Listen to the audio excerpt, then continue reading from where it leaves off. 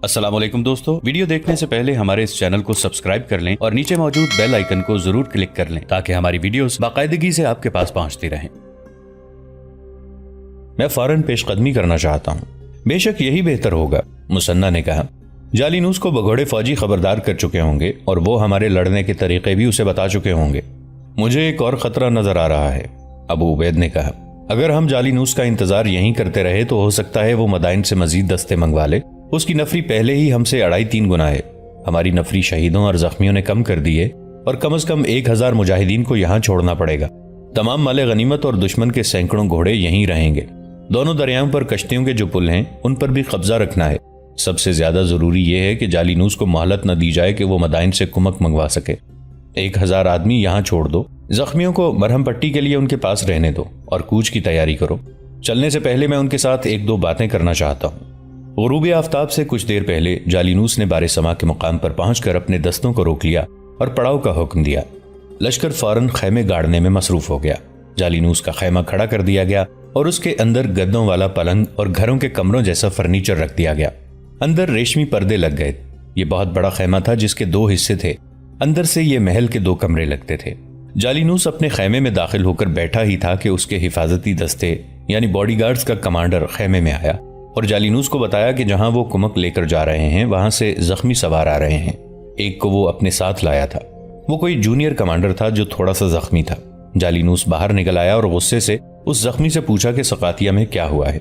उस जख्मी ओहदेदार ने उसे तफसील से बताया कि अरबों ने गुज़िश्ता रात 2 शब खून मारे और सुबह तुलू होते ही हमला कर दिया। जख्मी ओहदेदार ने लड़ाई की तफसील यूं सुनाई जैसे मुसलमानों की तादाद और जंगी ताकत बहुत ज्यादा थी। उनकी तादाद मुश्किल से 10,000 थी। जालिनूस ने कहर भरी आवाज में कहा, और तुम कमोबेश 30,000 हराम खोर थे। अपने जख्म दिखाओ। इतना सा जख्म खाकर तुम भाग आए? जालिनूस ने उसकी टांग का मामूली सा जख्म देखकर कहा, तुम 200 सिपाहियों के कमांडर थे, तुम अकेले नहीं भागे, तुम्हारे पीछे पीछे 200 सिपाही भाग आए। इतने में जालिनूस के दस्तों का एक अफसर उसके पास आया और उसे बताया कि उसे सकातिया के एक भगोड़े ने बताया है कि नमारक से अपनी फौज के आदमी भागकर सकातिया पहुंचे और उन्होंने नरसी, हिंदविया और तेरविया के दस्तों में अरबी मुसलमानों की बहादुरी और खूंखारी की ऐसी खौफनाक बातें सुनाई कि सकातिया के दस्तों में बेदिली फैला दी। सकातिया की शिकस्त इसी का नतीजा है। वहां के भगोड़े हमारे कैंप में आ रहे हैं, उस अफसर ने कहा। मुझे बताया गया है कि वो वैसी ही फर्जी कहानियां हमारे सिपाहियों को सुना रहे हैं। मेरा हुक्म सब तक पहुंचा दो, जालिनूस ने कहा। हमारे दस्तों का कोई आदमी सकातिया के किसी भगोड़े को अपने खैमे में दाखिल ना होने दे, ना कोई किसी भगोड़े के पास उसकी बातें सुने। सकातिया से आने वाले किसी भी फौजी के ओहदे का लिहाज न किया जाए, उन्हें अलहदा रखा जाए और अपने तमाम दस्तों को एक जगह सफ़ों में खड़ा करो। मैं आता हूँ। इस्लाम और सरजमीन अरब के नामूस के मुहाफिजों। सकातिया में सिपा सालार अबू उबैद मुजाहिदीन के लश्कर से मुखातिब थे। वल्लाहु बिमा तामलून बसीर। तुम जो करते हो सब अल्लाह की नज़र में है। तुम राह हक पर जिहाद के लिए घरों से निकले हो। अल्लाह का हुक्म है जिसकी तामील कर रहे हो। इसका अजर तुम्हें अल्लाह ही देगा। अल्लाह का अजर देख लो। अल्लाह के दीन के मुनकिरों की लाशें देख लो। इनके जख्मियों को तड़पता और मरता देख लो। ये लोग तादाद में तुमसे 3 गुना थे। अल्लाह ने तुम्हें इन पर फतह और नुसरत अता की। ये तुम्हारा इनाम है जो तुम्हें दुनिया में मिला है, और जो इनाम आखिरत में मिलेगा वो बेहिसाब होगा। आज तुम्हारा हक था कि तुम आराम करते, लेकिन आग के इन पुजारियों का एक और लश्कर यहाँ से 1 रात की मुसाफत पर पड़ाव किए हुए है। ये लश्कर इनकी मदद के लिए आ रहा था, जिनमें से कोई एक भी जिंदा यहाँ मौजूद नहीं। जिंदा रहने वाले भाग गए हैं और वहां जाकर बता रहे हैं कि जहां इनकी कुमक ठहरी हुई है। तुम थके हुए हो, वो ताज़ा दम है। हम उन पर बेखबरी में हमला करना चाहते हैं। अपनी रूहानी कुव्वतें बेदार कर लो और अल्लाह के हुजूर सुरखरू हो जाओ। अजमियों पर साबित कर दो कि अरबी अल्लाह के महबूब बंदे हैं और अरबों को अल्लाह ने रिसालत से नवाजा है। और मत सुनो उनकी बातें जो सकातिया से भाग आए हैं। जालिनूस अपने दस्तों से मुखातिब था। अरब के इन बद्दों से मत डरो। ये भगोड़े तुम्हें ये तासुर दे रहे हैं कि ये तो बहुत बहादुर हैं, लेकिन मुसलमानों के हाथ में कोई जादू है जो उनकी मुखालिफ फौज की ताकत सलब कर लेता है। मैंने इन भगोड़ों को अलग खड़ा करके रखा है। ये जरतिश्त के गुनहगार बंदे हैं। ये सल्तनत फारस के गद्दार हैं। इनके चेहरे देखो, ये मनहूस चेहरे हैं। मुसलमान अपने मजहब को सच्चा मजहब कहते हैं। तुम इन्हें शिकस्त देकर साबित कर दो कि मजहब तुम्हारा सच्चा है। तुमने इनका नामो निशान मिटाकर इनके मजहब को हमेशा के लिए खत्म कर देना है। फिर इनका मुल्क अरब भी सल्तनत फारस में शामिल होगा। मत भूलो कि तुमने रूमियों की जंगी ताकत को अपने घोड़ों के सुमो तले कुचला है। फारस की फौज के तुम जैसे बहादुरों ने हरकल को शिकस्त दी है, जिसे रूमी जंग का देवता कहा करते थे।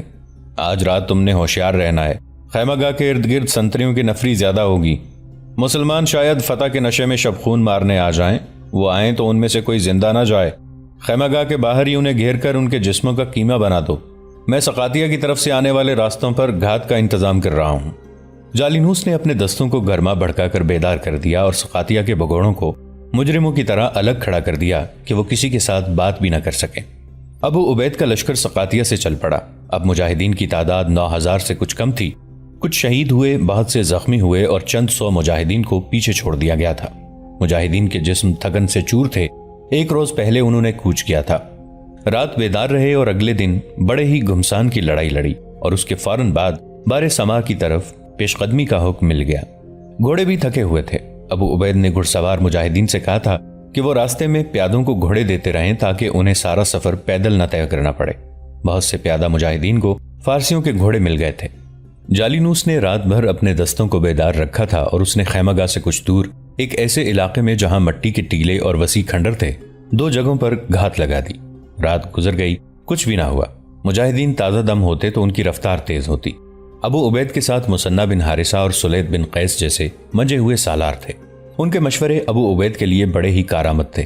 بار سما کی طرف ان کا کوچ ایک کالم کی صورت میں تھا، لیکن بار سما سے کچھ دور سالاروں نے اپنے لشکر کو جنگی ترتیب میں پھیلا دیا۔ اس ترتیب میں یہ لشکر کم و بیش 1 میل تک پھیل کر آگے بڑھ رہا تھا۔ جالینوس کے ایک جگہ 200 سوار گھات میں چھپے ہوئے تھے۔ انہیں معلوم نہیں تھا کہ مسلمان کس ترتیب میں آ رہے ہیں۔ وہ اچانک مجاہدین کو نظر آ گئے۔ انہوں نے بھاگنے کی کوشش کی لیکن انہیں گھوڑوں پر سوار ہونے کی بھی مہلت نہ ملی۔ مجاہدین نے انہیں گھیرے میں لے لیا اور کسی ایک کو بھی زندہ نہ چھوڑا۔ ان کے گھوڑے اور برچیاں پیادہ مجاہدین کو دے دی گئیں اور ان مجاہدین کو سوار دستوں میں شامل کر لیا گیا۔ جالینوس کو قبل از وقت اطلاع مل گئی تھی کہ مسلمان آ رہے ہیں۔ اس وقت سورج کچھ اٹھ آیا تھا۔ جالینوس نے اپنے دستوں کو فوراً جنگی ترتیب میں آنے کا حکم دے دیا۔ اسے معلوم نہیں تھا کہ مسلمان جو 1 میل وسعت میں دائیں بائیں کو پھیلے ہوئے ہیں وہ کیا چال سوچ کر آ رہے ہیں۔ بلازری نے لکھا ہے کہ جالینوس نے غالباً یہ سوچا تھا کہ مسلمان کل کی لڑائی اور رات بھر کے سفر کے تھکے ہوئے ہیں۔ اس نے مسلمانوں کے قلب پر حملہ کر دیا۔ ابو عبید اسی حصے میں تھے۔ پرچم ان کے ساتھ تھا۔ ابو عبید نے 3 بار نعرہ لگایا، اللہ اکبر، اللہ اکبر، اللہ اکبر۔ اس کے ساتھ ہی مسلمان مقابلے کے لیے تیار ہو گئے۔ آج عربوں کی زندگی اجمیوں کے ہاتھ میں ہے، یہ جالینوس کا نعرہ تھا۔ فارسی تازہ دم تھے۔ وہ کسی میدان جنگ سے نہیں بلکہ مدائن سے آرام کے شب و روز گزار کے آئے تھے۔ گزشتہ شام جالینوس کے حکم سے ارد گرد کے دیہات سے اس کے فوجی لوگوں کی بھیڑ بکریاں اور مویشی جبرن کھول لائے تھے اور انہیں ذبح کر کے سپاہیوں کو کھلا دیا گیا تھا۔ سپاہیوں کو اور زیادہ خوش کرنے کے لیے کھانے کے ساتھ ان میں مفت شراب تقسیم کی گئی تھی۔ اور یہ لڑائی عربوں کو بہت مہنگی پڑے گی، جالینوس نے اپنے خطاب میں سپاہیوں سے کہا، اور تم مالا مال ہو جاؤ گے۔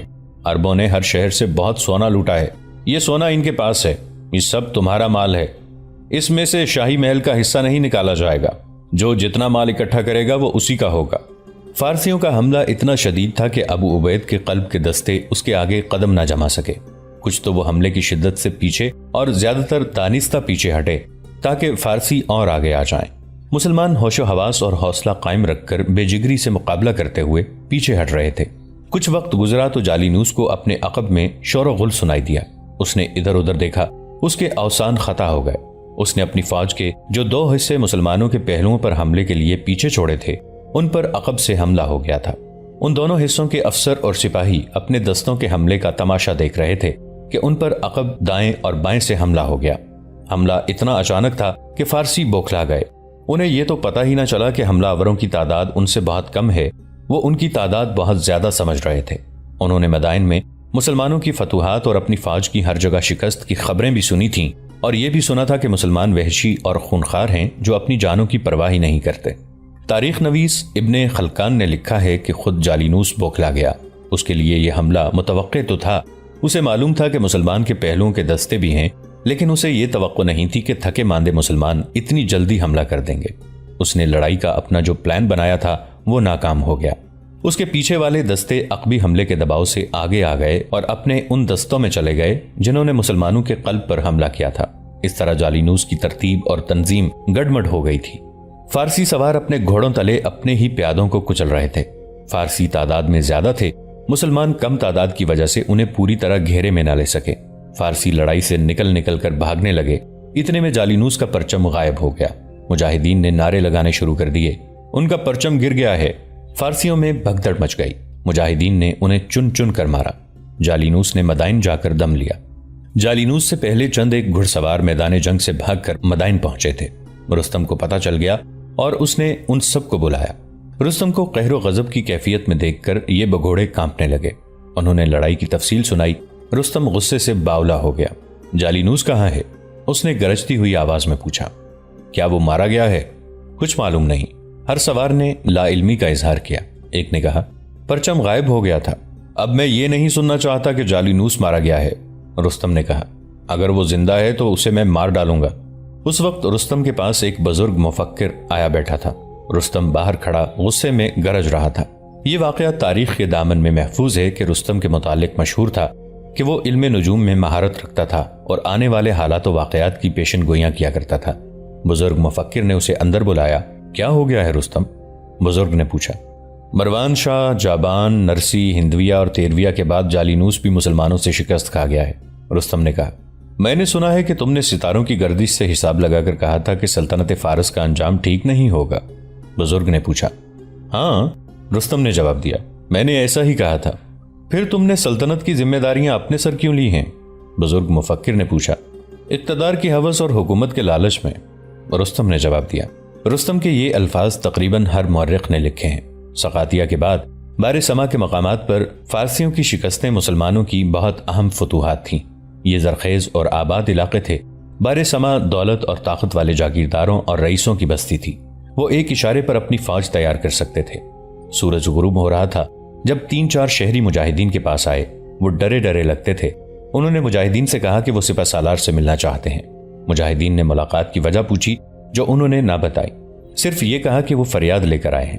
ابو عبید کو اطلاع دی گئی، انہیں فوراً بلا لیا گیا۔ فارس کے بگھوڑے فوجی شکست کھا کر ہمارے گھروں میں گھس آئے ہیں، ان میں سے ایک نے کہا۔